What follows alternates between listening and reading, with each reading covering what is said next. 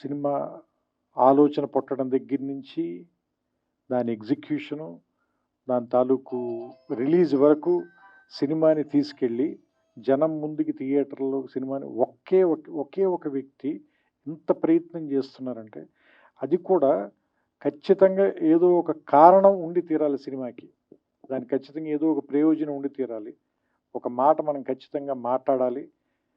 ఆ మాట వినపడాలి. అంటే నొక్కబడే గొంతుల గురించి మాట్లాడడానికి ఒక గొంతుంది. ఆ గొంతు అందరికీ వినపడాలి.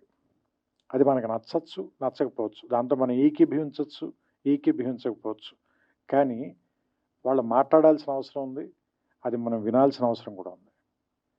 లేకపోతే ఏం జరుగుతుందంటే, ప్రపంచంలో ఏకపక్ష ధోరణి అనేది రావటం మూలంగా రాబోయే జనరేషన్స్ చాలా సంకుచితంగా తయారైపోతారు. సో, అందుకని విభిన్నమైనటువంటి గొంతులు, విభిన్నమైన అభిప్రాయాలు వీటిల్లోనే బ్యూటీ ఉంది. సో, అలాంటి ఒక పార్శ్వం, అలాంటి ఒక అందం ఆర్. నారాయణమూర్తి గారి సొంతం. అది ఆయన తాలూకు శైలి. అది ప్రత్యేకం.